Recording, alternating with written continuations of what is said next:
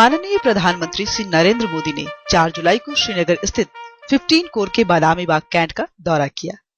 इस दौरे में उन्होंने चिनार कोट स्थित युद्ध स्मारक पर श्रद्धा सुमन अर्पित किए और एकत्रित जवानों को संबोधित किया, उनसे परस्पर संवाद किया। प्रधानमंत्री की अगुवाई उप सेना प्रमुख lieutenant general Dalbir Singh, army commander lieutenant general DS Hooda और कोर कमांडर ने की। अपनी यात्रा की शुरुआत उन्होंने 15 कोर के बादामी बाग कैंट स्थित युद्ध स्मारक पर जाकर श्रद्धा सुमन अर्पित करके की।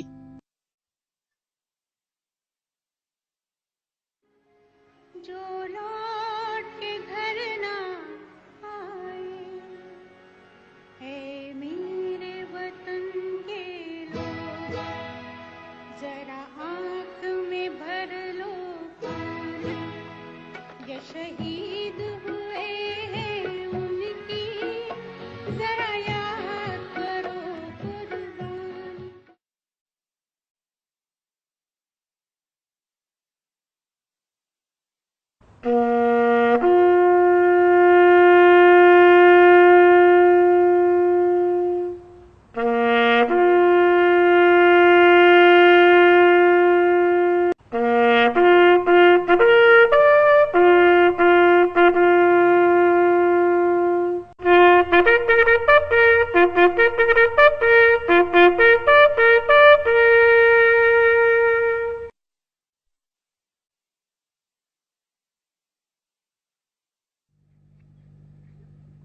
शहीदों को नमन करने के बाद उन्होंने वहां पर एकत्रित सैनिकों को संबोधित किया और सैनिकों के बलिदान पर आभार प्रकट किया और अन्य प्रासंगिक मुद्दों पर सेना का साथ देने का आश्वासन दिया।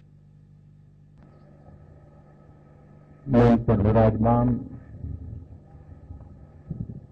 सभी वरिष्ठ महानुभाव और भारत माता की सेवा के लिए अपने आप को समर्पित करने वाले सभी वीर बहादुर जवानों, ये मेरा सौभाग्य है कि आज मातृभूमि के लिए जीवन अर्पण करने वाले वीर शहीदों को नमन करने का मुझे अवसर मिला।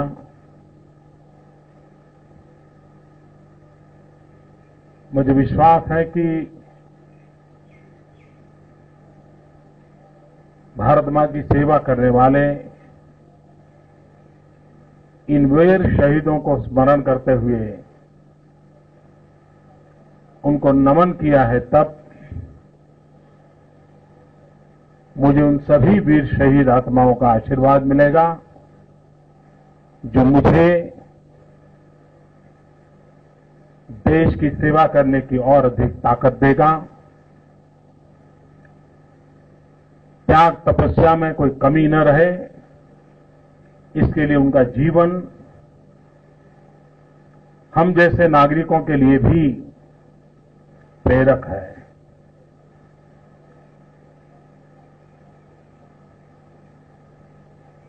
आप लोग मातृभूमि के लिए अपना घर बार गांव यार दोस्त परिवार छोड़ करके उन कठिन क्षेत्रों में काम करते हैं। जिस कठिनाई का अंदाज सामान्य जीवन जीने वाले नागरिकों को होना बहुत मुश्किल होता है,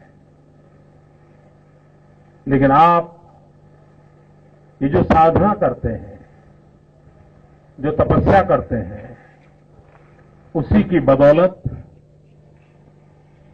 देश के कोटि कोटि नागरिक सुख चैन की जिंदगी जी सकते हैं। कोटि कोटि जनों के आशीर्वाद आपके साथ है, और जब कोटि कोटि जनों के आशीर्वाद आपके साथ है तो आपकी रक्षा भी इससे बड़ा कोई रक्षा कवच नहीं हो सकता है जो कोटि कोटि जनों के आशीर्वाद से बना रहता है।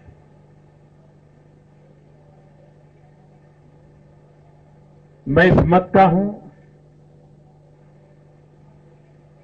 कि अगर देश विकास करना चाहता है,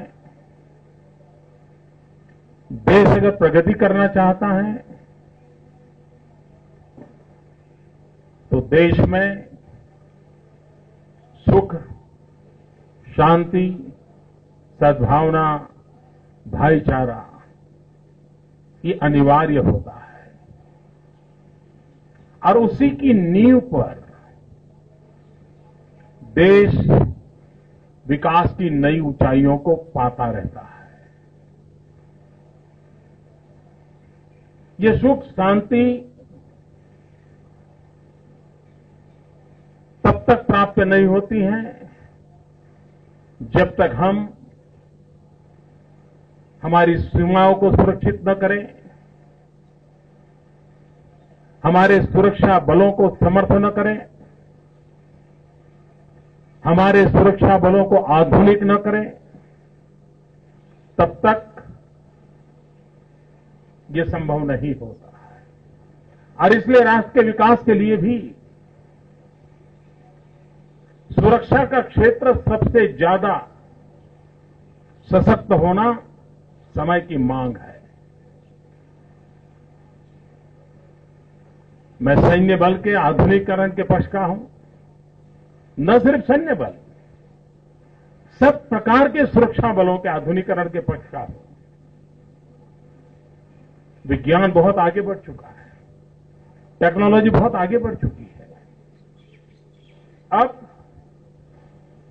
शायद आने वाले नजदीक के भविष्य में आमने सामने लड़ाई के शायद अवसर ही रहने वाले नहीं है। बहुत बड़ा बदलाव आने वाला है। और तब जाकर के सेना को आधुनिक बनाना, वैज्ञानिक बनाना, टेक्नोलॉजी से सुसज्ज बनाना, ये समय की मांग है और हमारी ये प्राथमिकता रही है। आज देखिए हमारी कठिनाई कैसी है कि सेना के जवानों के लिए जितना खर्च करना चाहिए, सुरक्षा बलों के लिए जितना खर्च करना चाहिए, उससे ज्यादा हमारा काफी बजट हमारे सुरक्षा के संसाधनों को इंपोर्ट करने में जाता है। अगर हम डिफेंस ऑफसेट में आत्मनिर्भर होते हैं, सैन्य के लिए आवश्यक आधुनिक से आधुनिक हर प्रकार के शस्त्रास्त्र हम अपने यहां उत्पादित करते हैं, तो बजट का काफी हिस्सा जो आज विदेशों में जा रहा है वो हमारे सैन्य बल के लोगों के कल्याण के लिए खर्च किया जा सकता है। अगर हम शस्त्रास्त्रों का उत्पादन हमारे देश में करने पर बल दें तो हमारे देश के नौजवानों को रोजगार उपलब्ध होता है। और जो देश शस्त्रास्त्र उत्पादन करने की क्षमता रखता है तो सेना के जवानों के साथ साथ उस देश के नागरिकों का मनोबल भी बहुत ऊंचा होता है। उनको विश्वास होता है कि मेरे सेना के जवानों के हाथ खाली नहीं है, उसकी भुजाओं में सामर्थ्यवान अस्त्र शस्त्र भरे पड़े हैं। जो उसके दिल दिमाग में जुझारूपन है, वो दिल दिमाग के जुझारूपन के साथ अस्त्र शस्त्र का बल अनिवार्य होता है। और इसलिए भारत को आत्मरक्षा के लिए शस्त्रास्त्रों के संबंध में आत्मनिर्भर होना बहुत आवश्यक है।